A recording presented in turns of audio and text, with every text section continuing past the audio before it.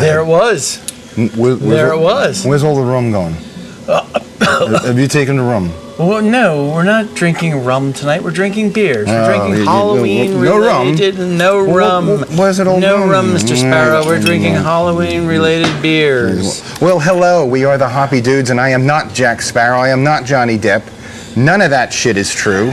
I am Jerry, and this is my good friend Lee, and this is our first ever inaugural live Halloween special broadcast. Yes. And we can actually communicate back and forth with people who are watching, yes, which is very exciting. Mm-hmm. And that was a very good Halloween psst, by the way. Oh, thank you. I love the psst. I appreciate the compliment on the psst. So this is a really, really fun show today, as opposed to all our other shows, which are just treacherously awful. But yeah. Well, tell us about the show today. Yeah. All right. So since it's Halloween, we have a very special guest, which we'll get to in a second. We are doing the history of horror films and TV. We're doing our favorite horror films, the good, the bad, the hilarious, right? And then finally, at the end, we're doing a trivia torture chamber. And what happens in the trivia torture chamber is, Lee, you and our special guest will compete for preserving your body parts. So every time you get a question wrong, we're going to do this. We're going to lop off one of your body parts. That sounds awful. Yeah, it's awfully good. That sounds absolutely painful. Yes, and I have this little chart here. Wait, you have charts and graphs? I have charts and graphs. I have all your body parts on a piece of paper, you're so geeky. I know, and I'm going to cross them out with red. So that you lose the body part, right? You lose the fingers, you lose the toes, the legs, the hands, whatever I choose to lop off. It's up to me. Well, all right. Yeah. All right. So you mentioned we have a guest. Yes. Don't be rude. Don't be rude. Introduce the guest. So this guest was our first guest via phone. Actually, our first podcast guest in the history of the podcast. And he phoned in that time during that podcast, and now we're bringing him back because he is, a horror aficionado, a Halloween aficionado, but more of a horror aficionado. He and I grew up together in West Catasauqua, of course. In West Catasauqua. He was at the kind of the south end of West Catasauqua, and we did all the Halloween dumb shit. We went tic-tacking, all that dumb crap, and it is none other than Mr. Richard Tyson, aka Halloween Pants, and there he is, looking absolutely fantastic in his. Yes. Yeah, he's looking really good. Damn. I think he's just clowning around here, though, to be honest with you. Well, say hello, Richard. Let's say hello. Can I take this off? Yes, please. Before you suffocate, yes, please take it off. It smells like wet clown and raisins. Wait, no, that's not what you really look like. Yes, please.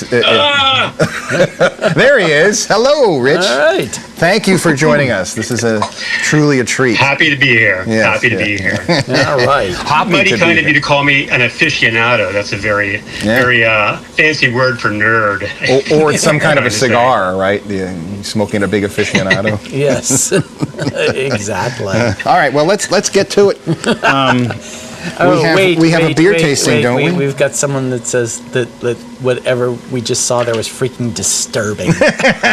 You did your job, Rich. You were disturbing. Yes, but it is time to taste a beer. Yeah, and we're getting right into it. I believe you have the beer there, right? Cue it up, Rich. Yeah, so I do. So for today, we are starting with we're focusing on Halloween-related beers, and we're going to start with this one right here, one of the New Belgium Voodoo Ranger series, right? Okay, and this is Atomic Pumpkin. All right, so you guys check that out, taste it. Rich, you got yours there? I do indeed. All right, so let's try Atomic Pumpkin. Wow. Oh, by the way, cheers, Lee. Oh, cheers! Yeah, happy Halloween. Wow, have you guys not had before? I have not had the Atomic Pumpkin before. No. That's actually really delicious. It's a favorite of mine. Yeah. Wow. Yeah. So here's the thing. So first off, it's golden, almost orangey in color, like pumpkin, right? Sorta. But it's got good hops, nice malt. It's not over pumpkin-y, but it's offset with spice like jalapeno. Yeah. But it's not too spicy, right? It's not like, oh my God, my mouth is on fire. Because I'm a big wuss with spice anymore. I used to be tough, but I'm not anymore. I'm a big wuss. I love spice. It's really good though. This is a really delicious pumpkin beer. It's it's got a little kick. It's actually habanero is the pepper that's used in it. Mm-hmm. Okay, habanero. You are correct. I stand corrected. I sit corrected. Pumpkin and cinnamon. And my big thing with it, because there's so many pumpkin beers out, it's real pumpkin. A lot have artificial flavorings or essence of natural pumpkin flavorings, whatever that might be. I don't know. But the real deal here. Yeah, now this is really good. Yeah, this is good. So this is, again, it's a New Belgium. They're based out of Fort Collins, Colorado. They've got another location in Asheville, North Carolina, but they're based out of Fort Collins, Colorado. Okay. They were founded in 1991.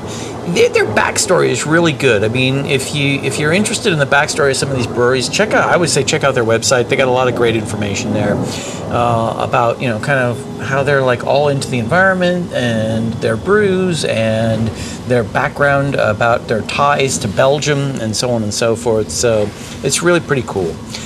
This is a 6.4 ABV. And on the IBU scale, it rates a 10. So pretty low on the IBU scale, but it's not terribly bitter. Not super bitter, but it's got the cinnamon, and cinnamon will trick your tongue. Yeah. Cinnamon, you can put cinnamon in things and you think it's sweet, but it's not. Cinnamon is a trick, so it's a pretty cool trick. And it tastes delicious. And as Rich said, it is brewed with habanero peppers and cinnamon. Mm-hmm. Yeah, so where would you guys rate this? Scale of 1 to 5. Rich, you go first. I mean, I'm the one who suggested this. I'm already a convert. I'm a fan of it there, so I'd actually go with a 5. A 5? Woo! Damn, we never give 5s. I'm a big fan. This is in the fall. This is one of our house beers that we always have. Okay. Here's the thing. I'm going to rate this in terms of pumpkin beers, right? Because I'm picky about pumpkin beers. Okay. Most pumpkin beers piss me off. Pick a peck of pumpkins there, buddy. Yeah. Okay. I'm going to give it a 4.2. 4.2? Because it's a really delicious pumpkin beer. Pumpkin ale. It is. Okay. Yeah. I mean, it's unique as hell.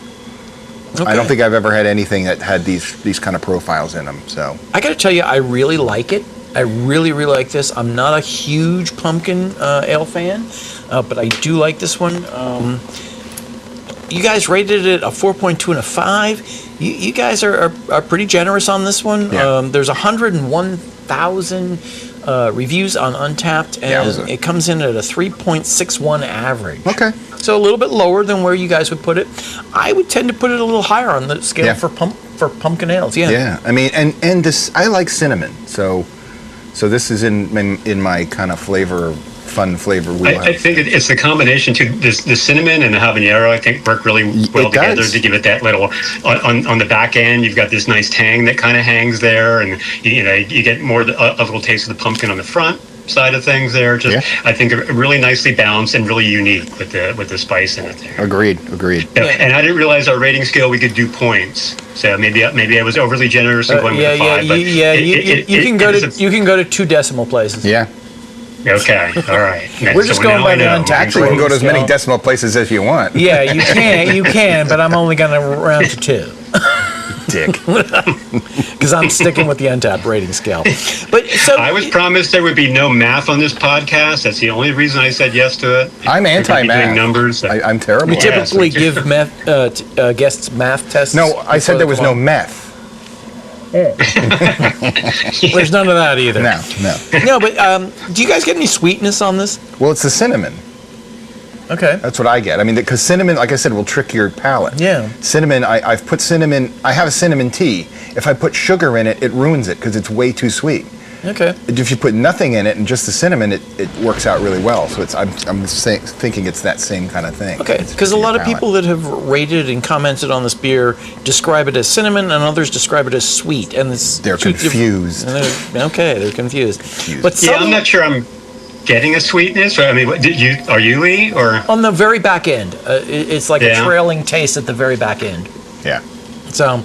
But yeah. I mean, maybe. I mean, would that be from the pumpkin at all? I mean, I don't know. Maybe a little bit. Maybe. I don't know. If it's actual pumpkin, yeah, maybe a little sugar from it. Yeah. And the heat is good on this, because I have had other chili beers where the heat is overwhelming and it just... No, this is really kills well the flavor balanced. of the beer. Yeah. This is good. This is really good.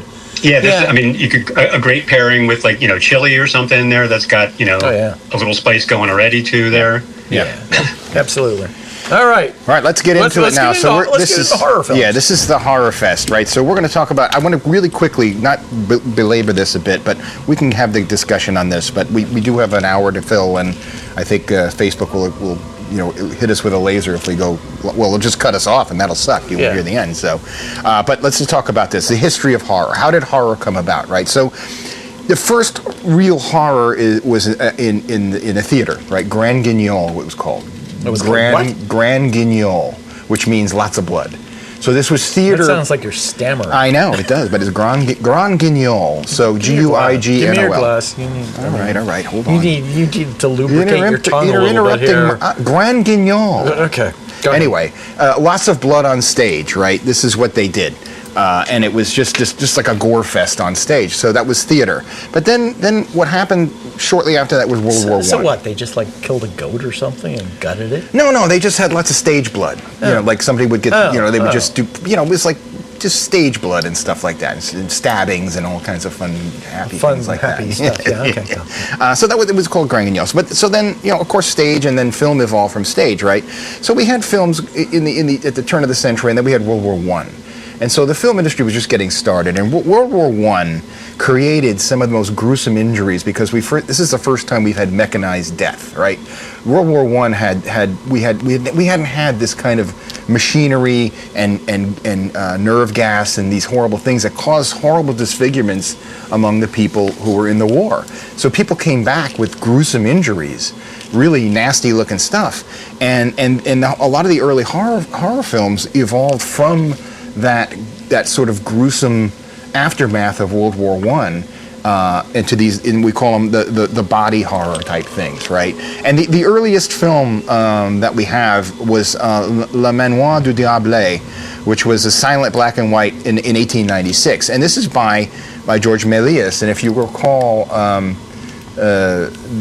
he was one of the early guys doing sort of special effects, all silent, of course, and black and white, but he was doing lots of special effects films. And in one of the films, a man changes into a bat, right? So that was a big, sort of a magical moment for George Méliès and these films. They were called trick films, but in Le Manoir du Diable, it's you meet the devil, right? So it's meet up with the devil. So that was sort of scary, right? Meant to be scary. And then came Cabinet of Dr. Caligari, which was a German expressionist film, 1920. It was, and of course, the George Méliès film that we talked about, it was only 3 minutes long. It wasn't a feature film by any means, and none of his films were very long, because they were shorts. Now we have Cabinet of Dr. Caligari. This is a 67-minute German expressionism film by Robert Vine, and it's a man who he gets a person in a cabinet and he hypnotizes him and he sleepwalks, and it's this crazy black and white, very, very stark kind of film. And again, it's silent.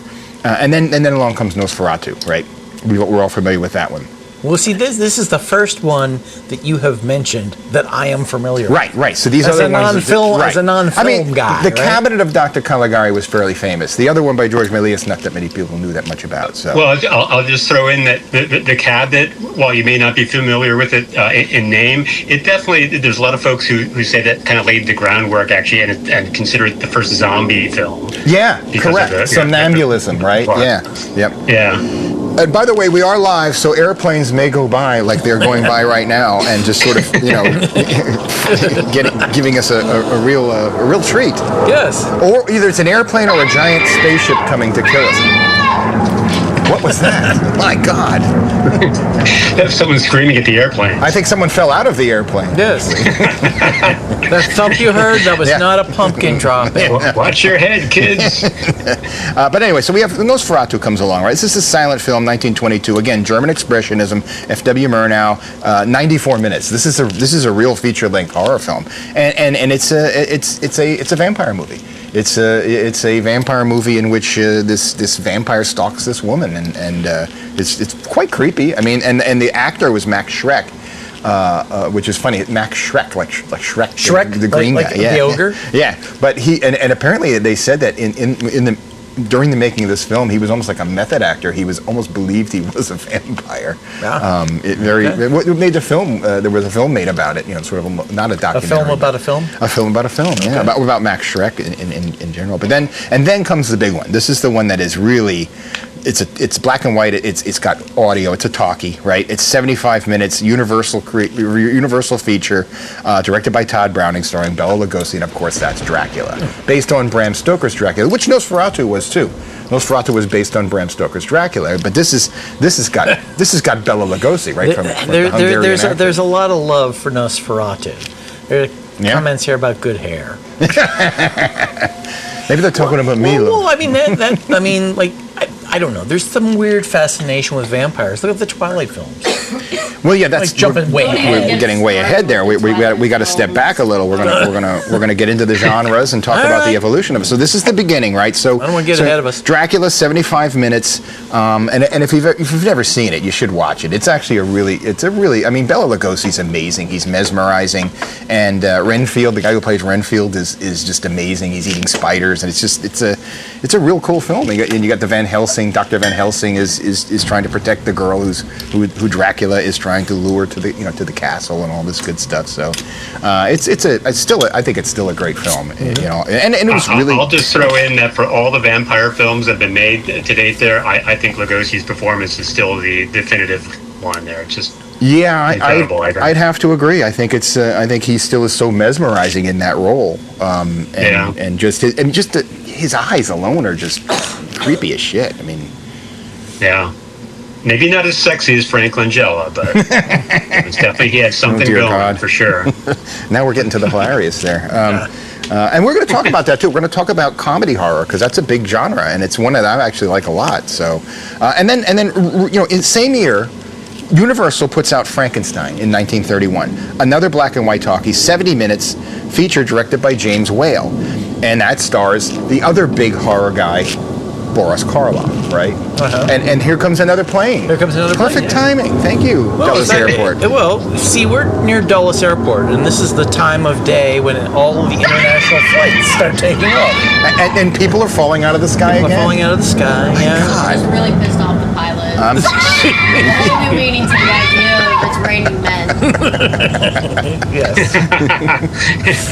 Yeah, I think you're right. So the other voice, if you didn't know, is our technical director and producer Kylie Hall, which is Lee's daughter, and thank you, Kylie. Big shout out to Kylie for doing all this. She's doing a great job here, and cleaning up the bodies that are falling off the plane. Which is fantastic. Yeah, she's gonna get the shovel and the bucket and go out there later. Yeah. But so Frankenstein, Frankenstein, man. Subverting nature, doing something completely unnatural, right? Creating life, which is supposed to be only relegated to God if you're a God-fearing person, which I ain't. And so it was. I mean, and that's another great black and white talkie. Again, Universal's the pioneer here. They put out these two huge films, and it put Boris Karloff on the map, and Bela Lugosi as well. And so that's your kind of your history. That's where it started, right? And then we're going to talk about the evolution of it after we taste another beer. So Richard, because it's time for beer. Open the window, Richard. That's what it's there for. Okay. Well, hey, so I'm new to this, beer tasting here. I don't know what you guys usually use. As a palate cleanser, I prefer spray and wash. Just a few quick squirts there. That way you can start fresh, with the next beer there. So whatever you guys use, saltines, whatever, cleaner, whatever works. No. Personally, I like to use a little steel wool. A little steel wool on the tongue. Cleans it right up. No, my go-to is yak urine, which is why yak urine. It's too wise. Hard to get though. Yak urine. Yeah. Okay. All right. Well, beer number 2 for the evening. Is this for me, Lee? That's for you. I have already poured it. It's a gift. I'm going to show the beer here. It's Elysian. Elysian is the brewery. Elysian. Yes, and while they are most popularly known for their space dust. I mean, that's the most nationally known flavor. Right. This is their night owl. Okay. Ooh. Night owl. Yes. Night owl. Yeah, night owl. And this is a pumpkin as well? This is another Smells pumpkin-y. pumpkin, as a matter of fact. Cool. This is, it's another pumpkin. You know, and it's interesting. The category is pumpkin/yam beers. Yam. Yeah, because okay. Because this style of beer can also be brewed with gourds, fall gourds. I am what I am. You yam, yeah. You're yammering. I am yammering. Yes, but this is by Elysian Brewing. They're from Seattle, Washington. Not to interrupt, but since you said gourds, that I have another costume ready, actually. Oh, boy, here we go. Oh, another costume? Oh, there it is. Is that Gordon? It's my gourd, sorry. I brought this along just in case things got slow on my end here, just to spice things up. So it's here, just let me know its if name we is need it again. Gordon, right? Is that Gordon? That's quite the gourd you got there. As you were, Lee. I am scared. I am really scared now. What was that? He made a pun, and I said, what? So, the old rusty trombone. Your own. Don't make me get out the slicer, because I will. So this is. Let's get back to the beer. This is Night Owl Pumpkin Ale. Okay. Elysian Brewing from Seattle, Washington. They were founded in 1995. Okay, the first time I saw Elysian was I was on a business trip to St. Louis. And that's the first time I ever saw them, and they've migrated their way across the country. Yep. So this is a 6.7 ABV. No information on the IBU scale, so I'm not sure. But this doesn't. I mean, it's not a lot of bitterness. This is really good too. It is really good. Yeah. This is brewed with both roasted and raw pumpkin seeds. Okay. And then in conditioning, when it's in conditioning, in the conditioning cask, they infuse it with nutmeg, clove, cinnamon, ginger, and allspice. Wow. Hey, guess what? Another plane is coming over. I wonder if more people will fall out. Maybe. I wonder. What are the chances? Yes. I don't know. I can't even imagine it would happen. I guess in the future we should. There they go. I guess in the future we should not do these live shows underneath the runway. It is. It's raining women again. Yeah. No, was it raining men or women? In this case, it would be women, but Okay. the song is men. Okay. Yes, So it depends on your preference. We don't judge here. Okay. that's There true. you go. Okay, so you guys, what do you rate this, Richie? Scale of 1 to 5. Where do you put this one? And use your decimals. So Dan. are we keeping it within the keeping it within the context? Okay. I can carry the 1. Keeping it in the context of pumpkin beers, Divide by pi. Halloween beers, or so that's what I was going to say. So it's this, and I like this a lot too. That this was a suggestion. I said let's do something by Elysian. I'm a fan of theirs, so I'm already sold on this. So I'm going to go with a 4.5 on this. I think it's really good. This leans for me a little bit more because of the I guess allspice and nutmeg, more of a pumpkin pie flavor than just a straight agreed. Pumpkin beer, and that's not a bad thing.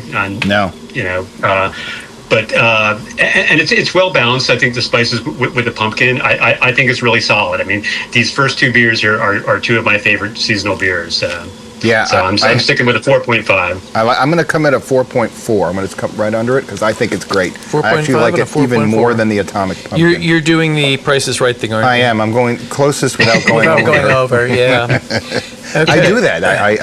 I'm playing that game. You are playing that game. I'm sorry. So again, you guys are pretty hyped up on this beer. I do like this beer. Again, I'm not a big pumpkin beer fan, but I do like this one. The spice mix is really nice. It's good. And yeah, it's spicy. It's kind of got that little pumpkin pie flavor. Yeah. But it's not overdone. No, it's not. And it's definitely not sweet. 119,000 reviews on Untapped.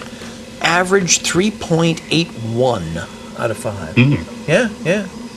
So this is well-rated beer, and it seems like we all like it a lot more. So people talk about, well, not a lot more, but a little bit more. People have noted that it's light-bodied, though. What do you guys think?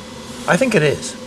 Yeah, it is. It is pretty light-bodied. Like a nice, yeah, I mean, pumpkin look at the custard. color of it. It's kind of a nice orangey color. I can't. I already drank it. Yeah. Well, I actually have a little bit of my look at atomic that. pumpkin left. What? He's got. Look at Well, that. here, give me your glass. I got more left over here. Sorry, man. I can refill you. It's Halloween, man. It's fun time.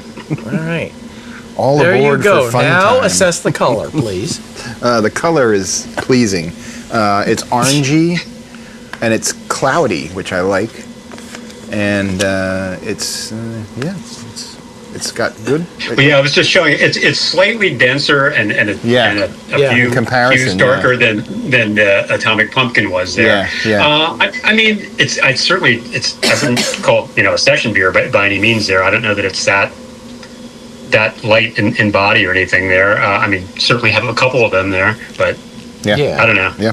Again, Yeah, no, I'm a fan. it's good. It's good. You were. I failed to mention. Rich is also a beer aficionado. Aficionado. Yeah. Well, again with the aficionado, such a fancy word. It is. I'm a beer nerd. All right. All right. Well, we got to move along. Let's here. go. All right. So All let's right. talk about this. So again, I'm a horror nerd, as Rich is. So let's talk about the genres. Right. We've got the first genre we just kind of hit on here, which was with Dracula and with Frankenstein, is the body horror, the horrors of the flesh. Right. Physical deformity, transformation, possession, etc. These all kind of fall into that, and that includes zombies, werewolves, like The Fly, The Thing, The Exorcist, Dracula, Frankenstein, The Howling, etc. These are all films that dealt with transformations or body disfigurement or just the flesh, right? Because vampires they drink your blood, they turn into a bat. There's transformations going on there. These are these these body horror type genres. So. And so let's talk about that a little bit. What other films? What are your favorite types of? What would you say your favorite body horror type film would be? In terms of transformations? Just go ahead, body Richard. horror. It could be anything. It could be zombies. It could be werewolves. It could be vampires. These are all in that same category. Well, when you call the genre body horror, there's one name that comes to mind for me, and it's David Cronenberg. Yeah, absolutely. Who I think is kind of the master of that genre. Yep. So whether it's definitely my favorite or not, I don't know, but I would go back to the very first film of his that I saw that definitely left an impact on me, because it was one of many horror films that I saw at too young an age. Yeah. I think it's widely known as Shivers. But Shivers. when I saw it, it was called They Came From Within. Oh yeah, They Came From Within. Yes, I remember that. That was gruesome. And I guess it's maybe not, he hadn't fully, it could be considered body horror, I guess. Oh, absolutely. It's basically about a parasite. What's that? It's absolutely body horror, 100%. Yeah. Would you say, okay. I mean, it's a sexually transmitted parasite, but I guess the way it's transmitted in some of the scenes where it shows, like, a lump being formed in somebody's throat while they're making out, and it passes through their cheeks into the other person's mouth and down their throat. So, yeah, I guess there's some This does horrific not sound. body things. Yeah, this sounds pretty gross. Yum. Yeah. Well, you just made me hungry there, buddy. I need a drink after that. But yeah, that's a film that for scenes like that really Yeah, an and impact that's with me. Cronenberg. And, Cronenberg loved that. He The Fly was him. Actually interesting.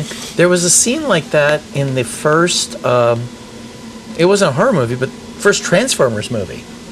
Really? I think, or Really? maybe it was the second Transformers movie. Oh, where yeah. It wasn't necessarily like. In a sense, it's kind of different, where it wasn't necessarily about the idea of it being like sexually transmitted, but it was one of the Transformers had it basically put itself to like hibernate in someone's body. Yeah. And Like then, Voldemort. but basically took the body as a host. Yeah. And then, but didn't take over the body. Yeah, just And so then just hung out once there. it got to Yeah. another it would do the same thing where it would move its way outside of the person's body through their throat and then out their mouth into the next person. Yeah, when they were like making out and stuff. And then staying in their stomach. I think my personal favorite in that sort of body horror is John Carpenter's The Thing. And which still holds up today, and there's no CGI in that. The Thing is done all with practical effects, and it's Rob Bottin, and it's the most mind-blowing shit you've ever seen. It's an alien that is in the Antarctic I remember this one. It transforms into whatever. Like it's just a shapeshifter that just rips people apart, and it's crazy, and it's a really good film too because of the paranoia. Nobody knows who has it, who doesn't have it. It's a really, really, really cool film. That one, that's got to be one of my ultimate body horror films. But you're right, though. And just to touch on what you said about its practical effects, I think it's widely considered too like one of the last like big budget Hollywood films that did use 100% practical effects. Shortly after that, CGI started creeping into movies. And everything changed for better or worse. And there was even a Rob Bottin film where he did use CGI, and it just kind of like was shitty. Like it was like it wasn't the same. It was in some ship or something. And there were these worms coming through the ship. It was like that looks dumb. Rob should have done it his way.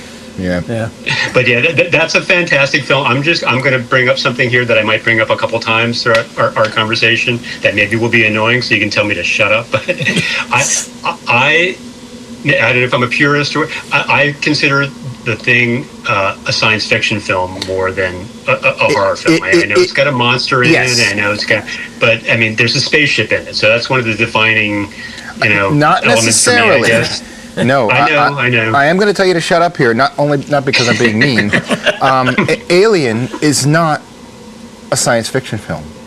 The original and Alien. That's one of the few exceptions. One of the few exceptions I make, and I don't know why. No, because we're going to get to that category. Monster. You're trapped in the house with a monster. It's a horror film wrapped in a science fiction. It's really at its heart a horror film. And I think The Thing kind of falls into that a bit too. They're trapped in the house with a monster, but it's also horrors of the flesh. So it's kind of crossing two different genres there. And it also has the sci-fi element, but that's kind of more of a wrapper of it, in my opinion. Sure. Yeah, that's how in grad school, I had a whole course on this, and it was a whole debate about this stuff. So we got a question how from it the works. audience. Yes, what do we got? What's your favorite horror movie overall? Oh, we're going to get to that. Please let them know to hang in there. We are going to come to that real soon. We want to get through these genres first, and then we'll come to our number one favorite horror film. We will get to that, I promise. Good thing you let them know. Yes. All right, so let's move on. Well, just very quickly then, I'll throw in like another one of my favorites since we've talked about the Thing, Alien. I think for me, the trifecta of horror/science fiction films, which genre do they fall in? I'm a huge fan of, and this is very similar to The Thing, is Invasion of the Body Snatchers. Oh gosh, that was a great movie. Specifically the 76, is it, remake? Is that Sutherland? 1978 remake, I think, Philip Kaufman. Remake of it with Donald Sutherland in it. That is fan, but that touches on the exact same things, that The Thing does. The paranoia, who's real, who's not, and and then has the elements of horror and science fiction. Absolutely, great hybrid. Film. Really, that one's disturbing. I will tell you though, I actually like the 1950s version better. All right, maybe it was 60s. I like it. Yeah, I like the old. It's good. That's good too. They're both great films. I mean, one the color one leans more into the gore, a little bit more. And I guess that's what I was a fan of at the age I saw it at there. Yeah. But they're both great films. Agreed. Yeah. See, I lean more towards the psychological aspect of it rather than the gore. So. All right, so let's move to another related one here. This is still body horror and since horror of the flesh. We'll get to the slasher and serial killer genre because that's a big one. That has just gone on and exploded and gone in so many directions. And I don't want to sit on this. I am not a huge fan of this particular genre, of the slasher genre, serial killer is a little more interesting to me, but the whole slasher thing, I don't know. It's just all gore, and I like story. I like mystery. I like story. I like suspense. I like that kind of stuff.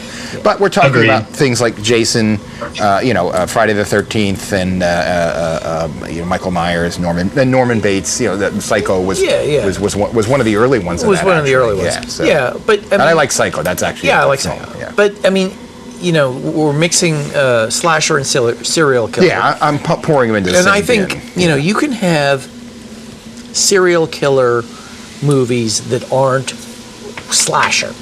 Correct. Right. Correct. And they're scary. Right. Right? Right. As correct, you know, correct. my favorite movie of all time. Yes. What is it? The Silence of the Lambs. That's a goat. Yeah. Is that a goat? That's a goat. The gutturalness of the goat, isn't it? No. Silence of the Lambs, my favorite movie of all time. Serial killer movie. Right? Good pick, Lee. Yeah. Thank you, Reg. Thank you. All right. Have that in my back pocket at all times. Attaboy. There's something. Okay, you need some therapy. But when Lee met his wife, she asked him what's his favorite movie, and he told her that. And the fact that she still married him is quite astonishing to me. He punched himself in the face. And he punched himself in the face because he has a jaw condition that makes him punch himself in the face. All right, let's move on. So, what a catch. Move on. Yes, I am quite the catch. Hey, I gotta say, she saw through all that veil of nonsense and still married you, so that's good. Yes. All right, so let's go on. So we talked about this briefly, monster in the house, right?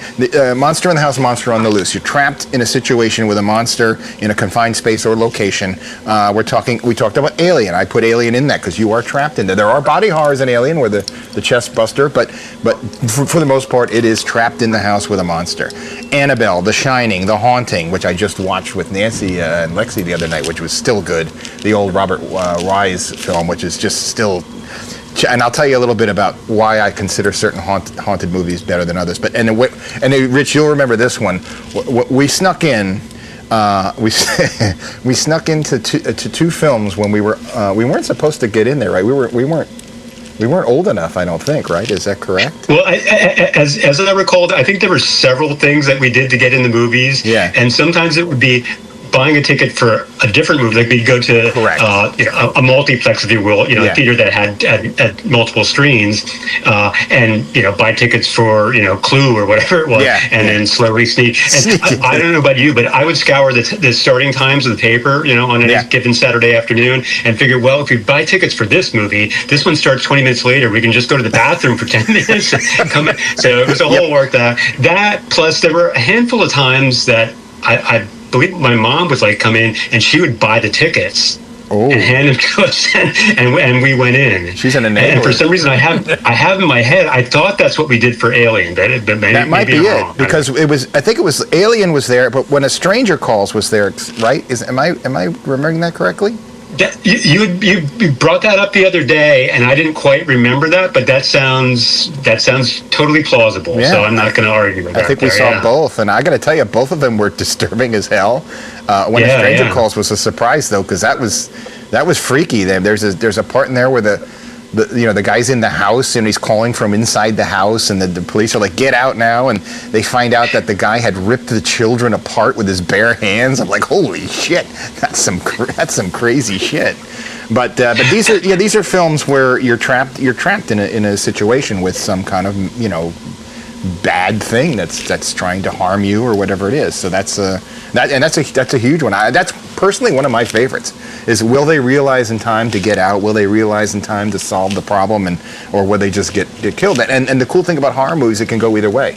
They could solve it, they could get out, or they die, which I think is cool. By the way, one of my favorite ones most recently of that was have you seen Barbarian? No. Yes. Barbarian blew me away. That was such an amazingly cool monster in the house kind of film. And especially without any, I was going to say before, do we need to do spoiler alerts here at all there? Do you have a red light or a sound effect you can put on? Because you've ruined When a Stranger Calls. I know it's a 47-year-old film or whatever. Yeah. But still. I forget what I was saying. before the spoiler alert. Perfect. Let me have another sip. You didn't spoil anything. That's Okay. good. All right. All right, and There you go. here's a fun. This category's fun, right? Well, it's natural horror, nature gone wild, right? Nature gone crazy. The Birds, Jaws, Grizzly, Crawl. These are all films about nature, animals just going berserk. Think of Jaws is a crazed shark just eating people. The Birds just go crazy. I love the movie The Birds. Yeah, I saw that years ago, and I love that movie. Jaws. I mean, I'm 61 years old, and I didn't see Jaws until last year. Are you serious? Yeah. Wow. Yeah, That's yeah, crazy. because I made the comment around the house. I was like, "Oh yeah, I never actually watched that," and my wife looked at me and went, "Oh, you gotta watch this." And so we sat down and watched it, and that was like the first. And then like it was a good movie. Obviously I'm 30 years, 40 years beyond the special effects, and it's like, oh, that shark, like. That's ridiculous. I saw that at a drive-in in the Poconos when I was not old enough to see it. My aunt Sharon and Uncle Tony took me She to snuck see in the trunk, didn't she? Yeah, kinda, yeah. Well, we have to move. We're running low on time, so let's go real. I'm just going to throw in real quick. There is Jaws is my all-time favorite movie, and Really? I'll throw out the same thing. Okay, there we go. I've never considered it a horror movie. Believe it or not, It is. I know if you do any lists of greatest horror films, like that usually appears on it. It's a thriller, and I don't know what the distinction is, but I love it, and it's no problem that you just saw it recently. Lee, at least you got to see it there. I didn't see The Wizard of Oz until I was in college. I was forced to. So, That's a horror movie. These things happen sometimes there. So That exactly. wizard is evil. Flying monkeys. That's a whole Flying different. monkeys. Oh yeah. Yeah. The witches. Come on, man. Let's go real quick. Found footage. Blair Witch, Paranormal Activity, Late Night with the Devil. These are all things where it looks like a documentary. It looks like they found this footage. I got to tell you, one of my favorite films of all time in this genre, Blair Witch Project. I love Blair Witch. I love that. Blair Witch is wild. And that movie was made on an exceptionally low budget. Yep. And by the way, it's set not far from here. Burkittsville. Trivia question. Oh, Yeah. gotta skip that one. I don't know. I haven't seen the trivia question. Damn it. I'm a trivia. I will say, I should swear well on that think- one.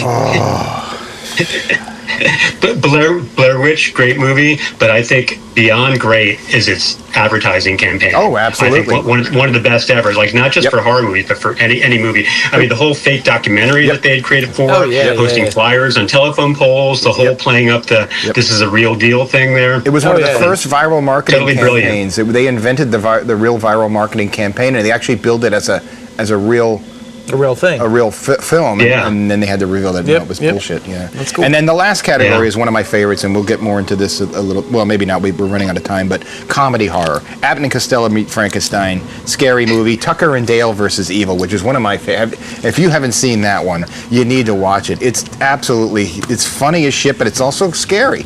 It's actually a really cool combination of the comedy horror, and I like all the actors in it too. They're really cool. So. All right, we need to taste some beer, Lee. Let's go. All right. So this last beer for the day, for the evening, okay, is All Hallows Treat. Okay. All Hallows Treat. This sounds fun. So I'm gonna actually let me show it to you here. All right, guys. Kylie, can you give me a close up on that beer right there? All right. That's All Hallows Treat by Ommegang. Oh my God. No, Ommegang. Oh. Ommegang. Or they, as abbreviated, OMG. OMG. Yes. That's great. So I'm going to pour this for you. Now I'm going to give you a fresh glass. This one has a very interesting nose. Yes. Oh, wow. While we're doing this, I want to talk a little bit about how we used to consume horror when we were kids. Yeah, go ahead. So we used to go to a movie theater, right? We would sneak in, right? Mm-hmm. If we could. But we had a lot of TV, We had a lot of stuff on TV. Oh, no. What? Low battery. Oh, no. Wait, I thought... You got 16 minutes. Okay, right. We're good. All right. All right. So we consumed we watched TV, watched Chiller Theater, which Richie here pointed out the hand on Chiller was an animated hand, had 6 fingers, which was cool. Yeah, there it is, the 6 finger, right? Dr. Shock out of Philly, we watched him. He would present movies a lot like Sven Gulli does now, right? Same thing. And then Rich and I would film our own, where people either burnt to death or bled G.I. to Joe's death. exploded. Or G.I. Joe's I exploded. was buried alive once. You were buried alive. That's right, up at the Fairview Cemetery. Yeah. What a stunt. Stuntman. You Yeah. live to tell about it. I'd like to resurrect that film and post it someday. But anyway, I got to find it. this All Hallows treat is an imperial chocolate peanut butter Oh, stout. my God. It's from Ommegang Brewing in Cooperstown, New York. Ommegang. Ommegang. Okay, so here's a trivia question for you. Ommegang, what does it mean? Holy shit. I know, so I won't. Come on, spill it. I've been to. Isn't it like it's like a festive folk parade kind of thing? Well, that's the history of it. But Ommegang means coming together and walking around. That sounds Okay. like Okay. some And pornographic kind of the thing. history it goes back to a parade, like you said, known as the Ommegang, that was put on to welcome Holy Roman Emperor King Charles V to medieval Brussels in 1549. That's where this brewery takes its name from. 1549? 1549. But this brewery is a U.S. brewery in Cooperstown, New York, founded opened their doors in 1997. Cool. All right, so what do you guys think of that beer? I like it a lot. I like it a lot. The first thing I noticed, I mean, the two pumpkins do have a decent nose, but this was definitely, I noticed the peanut butter right away. Yeah. Putting this Peanut butter and chocolate there, too. Yeah, this is not a pumpkin. No? This is an like a Reese's imperial peanut butter cup. double pastry stout. Pastry. A pastry stout. Okay. Yeah. Now you guys know what a pastry stout is? Because that's kind of an interesting. A stout derived from pastries. Just better than a pasty stout. Or I assume trying to achieve the taste of certain pastries, or is that It is brewed to mimic dessert flavors and aromas. Aromas. Wow. Aromas, yes. So this specifically, I'm guessing, is going for Reese's peanut butter cup, and thus the coloring of the can and the whole Halloween thing there. Exactly. Si, senor. Yeah. It's a 7.6 ABV, IBU scale 18%, so it's not very bitter. Nope. What do you guys rate it? Richie, what do you think? I have to admit, I'm liking it more than I thought I might. Peanut butter chocolate sounded decent, but I'm a big stickler on the natural ingredients. And when I saw in the can that this said natural flavorings, I was like, I'm not going to like this. It's better than I thought it was going to be. I'm going to go with a 4 for it. I think it's nice. It's solid, and even though in the back of my mind I know the peanut butter isn't real, and I'm guessing the chocolate it isn't real either, it's real enough that it's fooling me. So You keep saying to yourself, it's only a movie, it's only a movie. Right? Yeah, just it's only a beer. It's only a beer. Just close your eyes and imagine it. Yeah. All right. Imagine a peanut butter I'm going to cup. go with 4.1 I like it a lot. 4.1. I don't care that it's fake. I like it. Okay. You don't care it's faking it. Nope. Well, I was almost going to give him the I'm extra. wallowing in the fake. Okay. I was going to give him an extra 0.01 for the can. I love the grains. Yeah, that's pretty funny. Mimicking the zombie That's true. brains. Okay, so here's the thing. It gets a 3.9 on Untapped out of 5. So you guys were both like So right in the same range. Yeah. Is that the highest of the three rated? It's a 3.9, yeah. 3.9 average. Okay. It's got 18,700 reviews. Okay. All right. So you guys were right in there. Yeah. All right. Rich already gave us his favorite movie, right? Yes. Which is Yeah, Jaws. but by the way, before we move on, What? Creature double feature. Oh, Creature double feature. That's right. Ivy says Creature double Yes. feature. What about Creature double 100%. Yeah, Creature double feature. We used to watch that. That was on one of those channels. Oh, yeah. In New York, Creature double feature. Yeah, absolutely, Ivy. Yeah. Hello, Ivy. All right. So real quick, Rich, you said Jaws is that your favorite film of all time? Well, so if I may again get into this annoying category thing there, since I don't consider Jaws a straight up horror movie, even though it's got elements of horror, it's my all time favorite movie. Period. Seen it dozens of times. Had a viewing party this summer here for actually other family members who hadn't seen it yet too. So you're not alone, Lee. But if we're talking just like a straight straight horror, I didn't know it. I know. Yes, a straight horror movie. Yeah. And when you said to think of what my favorite horror film is, since I have so many categories, my favorite vampire movie, my favorite werewolf movie, it was really tough to decide. It is. While The Exorcist is the film that impacted me the most, partly because I saw it when I was 10 years old. Right.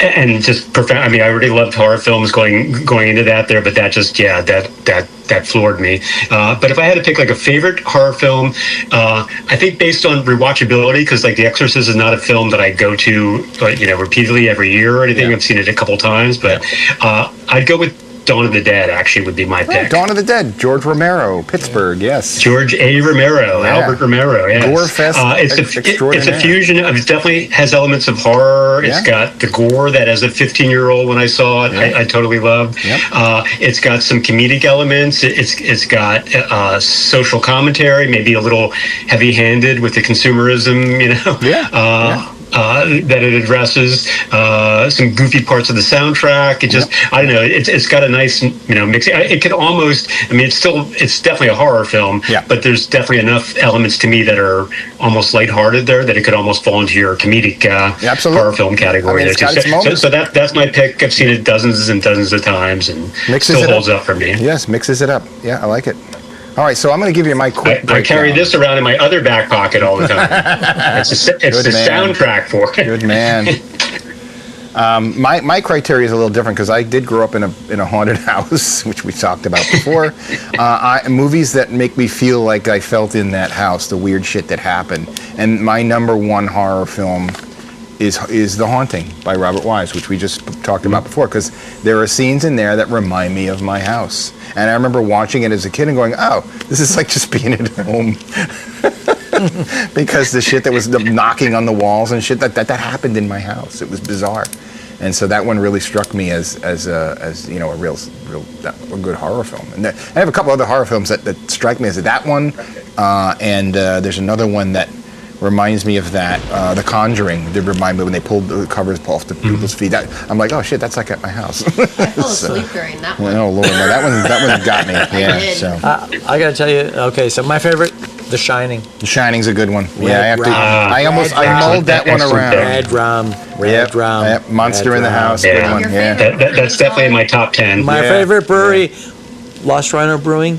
Our local brewery is on Red Rum Drive. On Red Rum Drive, it is, yeah. Rich, you have to come over to Lost Rhino and hang out with us. It's really cool. All right, let's get to the quiz. Let's get to the quiz, okay? We're running out of time. All right, running out of time. We got, 7 minutes. Okay. I'll start with an easy one, okay? Question. What is the name of the summer camp where Friday the 13th takes place? Lee, you go first. Crystal Lake. Oh, I'm sorry. He got it. I'm sorry. I thought it was just shouting He's going to kill me on this one. He's going to kill me. All right, so what we're going to do is we're going to answer them each and then wait. Okay. All right, so. Okay. All right, we'll go one at a time. All right, so I'm going to let, that's a warm-up, okay? That's just a warm-up, okay? All right. In what state, we did this already. What year was the original Texas Chainsaw Massacre released? Lee, you go first. 1957. Rich? 74. Richard got it on the freaking nose. Oh. Okay. Lee, you lose a finger. All right. Sorry. Hold on, I gotta mark this down. I have my body parts here. All right, Lee loses a finger. You took your thumb off, Lee. Can't we just hold up his bloody hand? You have to mark it down. We could, but that's, this is a family show. You know what I mean? All right, let's go. Let's move this along. Let's do a clip. This is the first clip. You have to tell me what film this is from. Remember, this is starting easy, okay? Ready? Operator, haven't you been able to get me the express office at La Mirada, Florida yet? Yes, I know it takes time to call from London to the States, but please hurry. It's terribly important. Answer that phone. Answer the bell. Answer the phone! Which one do you want me to answer first? Both of them. Both of them! Lee. That would be, I got no effing idea. Ooh. Okay, Rich. I'm actually just taking a guess. Is that like Abbott and Costello meet Frankenstein? You got it right. I heard. Hey, Lee. I heard Costello, but I was like, oh, Lee, no, guess it what? can't be what? Guess what? I lose another body part?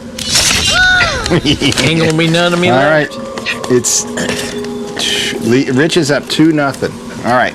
Lee, I don't want you to be just a head in the box at the end of this. I'm not shooting for that, right? I don't think we'll get that far. We don't have that much time. Boxing Lee all right. Hall. Oh, hey, Rich, your brother's listening and commenting. Hey, Todd, what's up? All right, here's a good one. We're going to skip ahead a little bit. In the ring, how long do people have to live after watching the videotape? 20 seconds. It's a number of days. 20 days.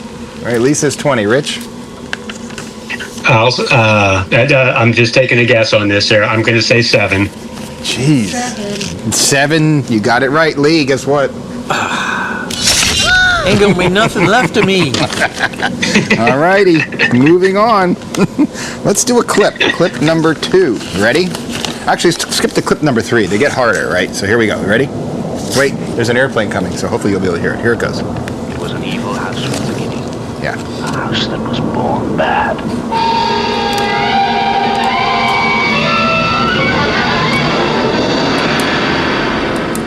Hugh Crane's young wife died seconds before she was to set eyes on the house. She was killed when, for no apparent reason, the horses bolted, crashing her carriage against a big tree.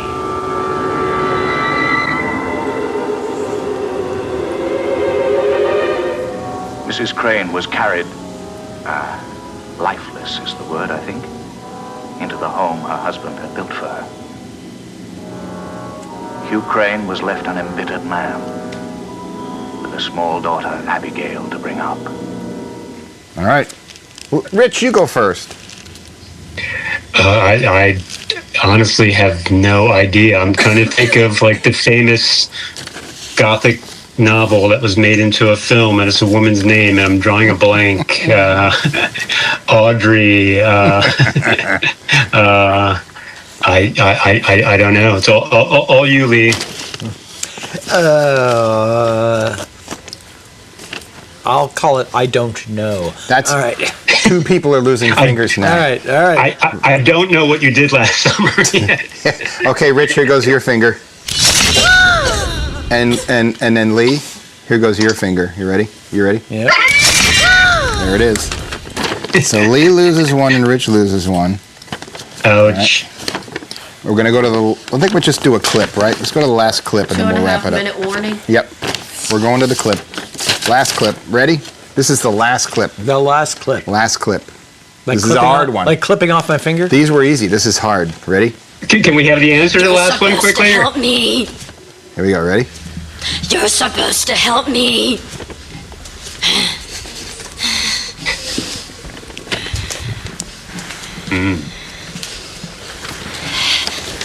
Do I really have to take care of myself?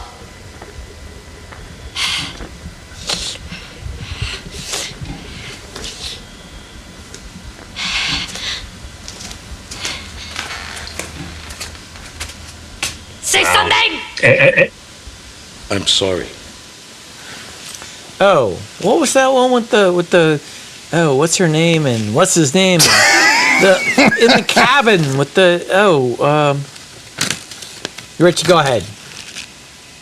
Are you trying to think of Cabin in the Woods or? No. All right, we got a minute. Hurry up. Let's go. All right, time's up. Yes. I got no idea either. Beyond the Door is too obscure. I don't know. Evil Dead. Nope. I don't recognize the clip. Dead and Evil. Okay. Both losing fingers. 1. What was it? Hang on. Cut my fingers. It's called Let the Right One In. All right, we got to get out of Yes. here. All right, that's it, man. We're done. Dang. All right. Hey, Rich, thanks. Yep. Thanks, Hey, Rich, for thank you joining us. guys. Happy Halloween. Thanks for everybody who joined Halloween. us tonight. Yep. Like us, follow us. I had more masks. I had more gourds. There he is. Dudes.